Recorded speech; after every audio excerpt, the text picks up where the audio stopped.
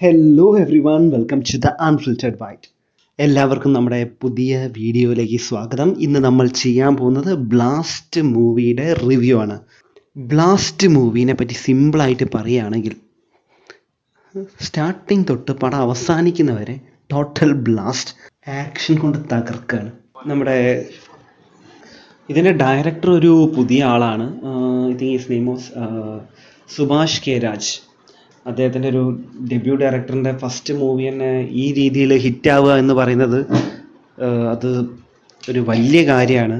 So ഇത് അദ്ദേഹത്തിൻ്റെ ഒരു നല്ല എൻട്രി ആയി മാറട്ടെ. പടത്തിനെ പറ്റി പറയുകയാണെങ്കിൽ നമ്മൾ കഥ പടം പ്രതീക്ഷിച്ചാലും പോകണ്ട. ഇതൊരു കഥപ്പടയേ അല്ല. ഒരു കഥ ഉള്ള ഒരു സ്റ്റോറിയുള്ളൊരു ഫിലിം കണ്ട് രസിക്കാം എന്നുള്ള ആ ഒരു ടൈപ്പ് ഓഫ് ഓഡിയൻസിനെ പറ്റിയൊരു ടൈപ്പ് ഓഫ് മൂവി അല്ല ഇത്. എനിക്ക് കുറച്ചും കൂടി തോന്നിയത് നമ്മളെ ത്രില്ലിങ് ആക്ഷൻ സീൻസ്, ഒരു അടി അവന് കൊടുത്താൽ കൊള്ളായിരുന്നു എന്ന് തോന്നുന്ന സ്ഥലത്ത് വീഴുന്ന അടി, ആ പഞ്ചോട് കൂടിയുള്ള അടി, ആ സീക്വൻസ് ഒക്കെ കാണാൻ താല്പര്യമുള്ളവർക്ക് the best movie to watch ആണത്. റീസെൻറ്റ് ടൈമിൽ ഇറങ്ങിയ ഒരു ബെസ്റ്റ് ആക്ഷൻ മൂവിയാണ്. അർജുൻ അദ്ദേഹത്തിൻ്റെ ഈ പ്രായത്തിൽ അദ്ദേഹം ചെയ്യുന്ന ആക്ഷൻ, ഹാറ്റ്സ് ഓഫ്, ഒന്നും പറയാനില്ല. ഗ്രേറ്റ്. ഒരിക്കലും പ്രതീക്ഷിക്കാത്ത ഒരു സംഭവം എന്താ വെച്ചാൽ, ഞാൻ ഇതിനെ സപ്പോർട്ടിംഗ് ആയിട്ട് ചില ആൾക്കാർ പറയുന്നത് കേട്ടു. സപ്പോർട്ടിങ് നന്നായിട്ടുണ്ട്. അഭിരാമിയുടെ ഭാഗത്ത് നിന്ന് അർജുന് ഒത്ത ഒരു നിലയിലാണ് ആ ഒരു കഥാപാത്രത്തെ ഹാൻഡിൽ ചെയ്തതെന്ന്. It was really true. ആ ക്യാരക്ടറിനെ അർജുൻ്റെ കൂടെ തന്നെ കട്ടക്കി നിന്നിട്ട് അഭിനയിച്ചിട്ടുണ്ട്. അത് മാത്രമല്ല, അഭിരാമി ചെയ്ത ആക്ഷൻ സീക്വൻസ് റിയലി ഗുഡ്. ഒരിക്കലും നമ്മൾ അത് പ്രതീക്ഷിച്ചതല്ല. ആ ലെവൽ ഓഫ് ഒരു പെർഫോമൻസ് ഒരിക്കലും ആ ഒരു ക്യാരക്ടർ നമ്മൾ പല സിനിമയിലും കണ്ടിട്ടുണ്ടെങ്കിൽ പോലും അഭിരാമിന് അങ്ങനെ ഒരു ക്യാരക്ടറിൽ നമ്മൾ ആദ്യമായിട്ട് കാണാൻ. So it was thrilling to watch. നൈസായിട്ടുണ്ട്. അത് ചില സീക്വൻസ് ഒക്കെ എടുത്ത് വെച്ചാൽ നല്ല രസമുണ്ട്.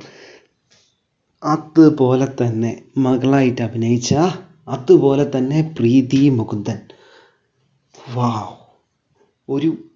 ആ ഒരു ഫേസ് കണ്ട ഒരു പക്ക ഇന്നസെൻ്റ് ആയിട്ടുള്ള ഒരു പേഴ്സൺ ബ്ലാസ്റ്റ് ചെയ്യുന്നത് കാണുമ്പോൾ കിട്ടുന്ന ഒരു ഫീലിംഗ് ഉണ്ട്. അത് ആ ഒരു അനുഭവിച്ചറിയേണ്ടത്. ഇത് മസ്റ്റ് ഒരു തിയേറ്റർ വാച്ച് എന്നേ ഞാൻ പറയുള്ളൂ. OTT ഇറങ്ങി നിങ്ങൾക്ക് കാണുമ്പോൾ ആ ഒരു ബാക്ക്ഗ്രൗണ്ട് സ്കോറും ആ ഒരു ഇമ്പാക്റ്റ് ഒന്നും നിങ്ങൾക്ക് കിട്ടണമെന്നില്ല. ഒരു എനർജറ്റിക് ഓഡിയൻസിൻ്റെ കൂടെ ഇരുന്ന് കാണുമ്പോൾ കിട്ടുന്ന ഫീൽ ഈ പടത്തിന് വേറെയാണ്.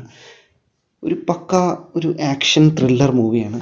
പ്രീതി മുകുന്ദൻ ചില സീനിലൊക്കെ നമ്മൾ വിചാരിക്കും എന്താണ് ചെയ്യാൻ പോകുന്നത്. കാരണം ഒരു ഭയങ്കര ഒരു ഇന്നസെൻറ്റ്, ഒരു ക്യൂട്ട് ആൻഡ് ഇന്നസെൻ്റ് ആയിട്ടുള്ള ഒരു പേഴ്സൺ കൂളായിട്ട് ഇങ്ങനെ നടന്നു വരികയാണ്. ആ നടന്നു വരുന്ന ആളുടെ സട്ടിലായിട്ടുള്ള പെട്ടെന്ന് ചേഞ്ചായി ആ ഒരു ആക്ഷൻ മൂഡിലേക്ക് കയറുന്നതും ആ ഒരു സീൻ എലവേറ്റ് ചെയ്യുന്നതൊക്കെ കണ്ടു കഴിഞ്ഞാൽ വാവ്, അമേസിങ്, ഒന്നും പറയാനില്ല. Great effort from her. അതുപോലെ തന്നെ ഇത് ടോട്ടലി ഈ ഒരു പരിപാടീനെ കത്തിക്കാൻ വേണ്ടി നമ്മുടെ ആശാൻ കൂടി ഉള്ളപ്പോൾ പിന്നെ ഈ പടം ഏത് ലെവലിൽ പോകുന്നത് നമ്മൾ പറയേണ്ട ആവശ്യമില്ലല്ലോ. അതെ, നമ്മുടെ KGFൻ്റെയും നമ്മുടെ സലാറിൻ്റെയൊക്കെ മ്യൂസിക് ഡയറക്ടർ ഉണ്ടല്ലോ, രവി ബസൂർ, അദ്ദേഹം പൊളിച്ചിട്ടുണ്ട്. നൈസായിട്ടുണ്ട്. അദ്ദേഹത്തിൻ്റെ നല്ലൊരു വർക്കാണ് ഇത്.